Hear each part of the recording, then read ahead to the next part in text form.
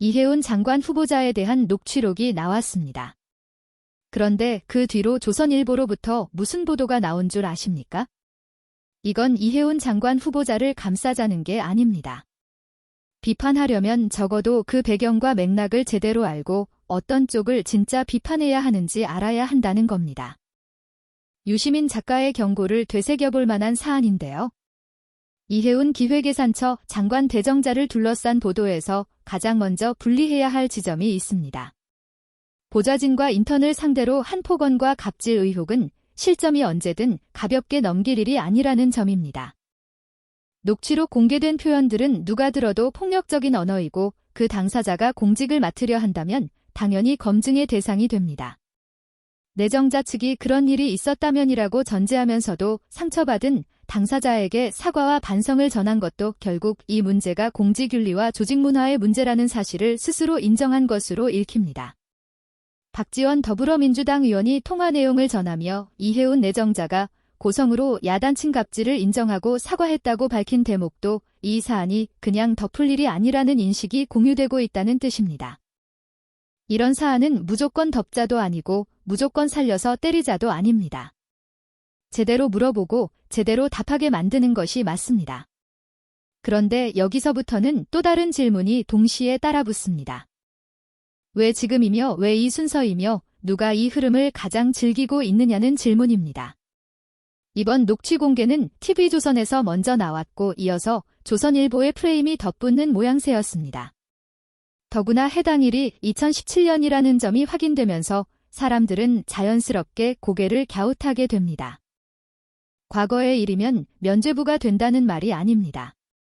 다만 언론이 어떤 과거를 어떤 타이밍에 꺼내들고 어떤 과거는 얼마나 오랫동안 외면해 왔는지에 따라 보도의 목적이 검증인지 정치인지가 갈립니다.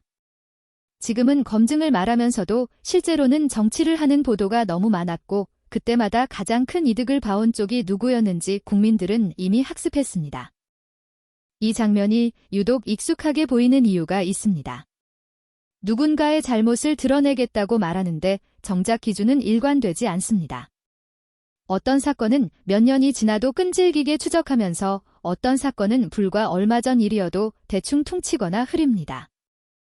그래서 국민들이 언론을 신뢰하지 못하는 겁니다. 특히 조선일보는 지난 몇 년 동안 윤석열과 검사들의 정치적 행태, 조작 수사 논란을 제대로 파헤치지 않았다는 비판을 지속적으로 받아왔다는 지적이 있었는데 그런 지적이 누적된 상태에서 갑자기 9년 전 녹취를 들고 나오면 의심을 피하기 어렵습니다. 지금 이 보도의 핵심이 진짜로 피해자의 인권과 공직윤리라면 그 잣대는 특정 진영의 인물에게만 날카로워서는 안 됩니다.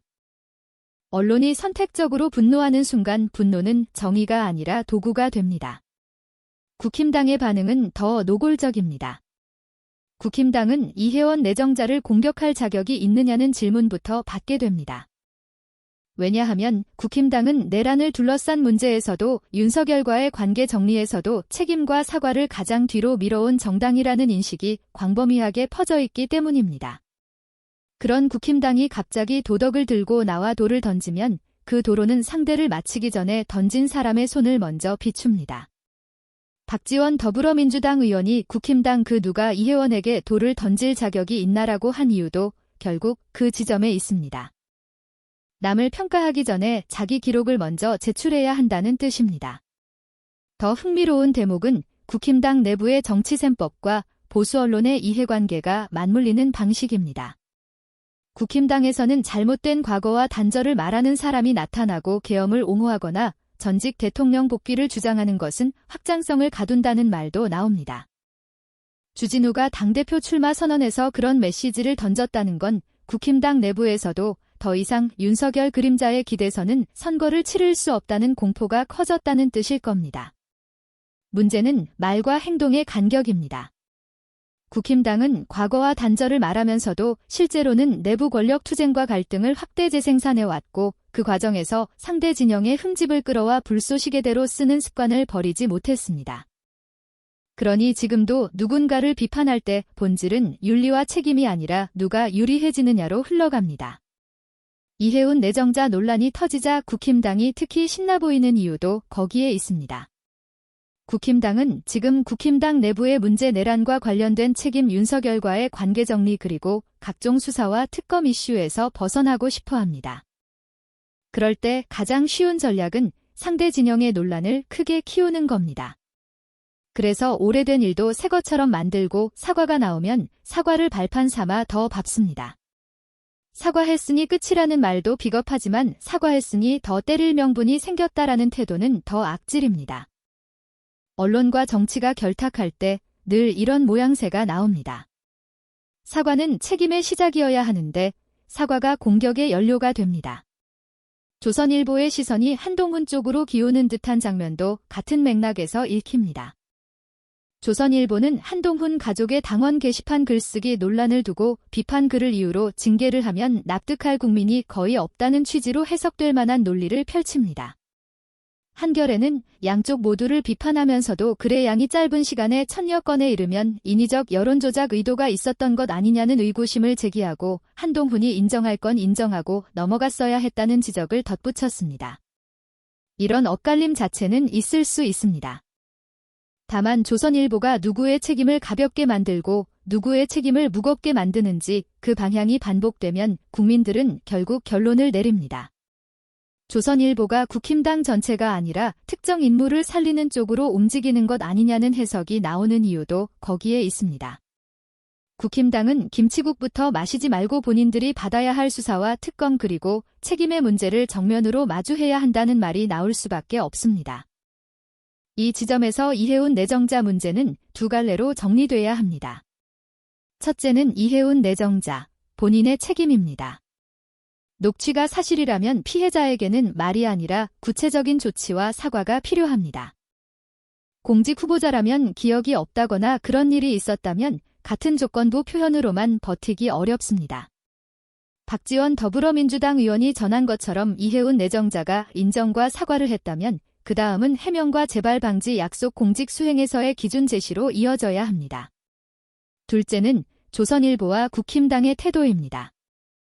이들은 검증이라는 말을 입에 올리기 전에 왜 하필 지금 이걸 꺼내는지에 대한 의심을 스스로 걷어낼 만큼 정직해야 합니다. 그런데 지금까지 보여준 패턴은 정직과 거리가 머미라 상대를 치는데 유리하면 정의를 말하고 불리하면 침묵하거나 물타기합니다. 이런 방식이 반복되면 결국 정치도 언론도 신뢰를 잃고 피해자는 피해자대로 소모됩니다. 국힘당이 과거와 단절을 말하려면 남에게 던질 돌을 줍기 전에 자기 손에 책임부터 씻어야 합니다. 최상병 사건과 내란 같은 중대한 사안에서 국힘당이 어떤 태도를 취해왔는지, 국힘당 인사들이 퍼뜨린 가짜 뉴스성 주장들에 대해 어떤 책임을 졌는지 그런 질문들이 먼저 답을 받아야 합니다. 주진우가 갑질 근절을 말하고 수평적 파트너십을 말한다면 그 말은 민주당을 향한 공격 문장이 아니라 국힘당 내부의 문화부터 바꾸는 약속이어야 합니다. 그런데 현실은 언제나 반대였습니다. 민주당을 치는 말은 빠르고 국힘당 내부를 고치는 일은 느립니다. 그 간극이 국힘당을 무기력과 갈등의 악순환에 묶어놓은 겁니다. 결국 이 논란이 어디로 가야 하느냐는 분명합니다. 이해운 내정자는 내란에 대한 입장을 밝혔다고 해서 다른 논란이 면책되는 게 아니라는 점을 분명히 해야 합니다. 동시에 조선일보와 국힘당은 9년 전 녹취를 들고 나오며 정의를 말할 자격이 있는지, 왜 자기들이 외면해온 문제들에는 같은 열정이 없었는지 그 선택의 기준을 설명해야 합니다.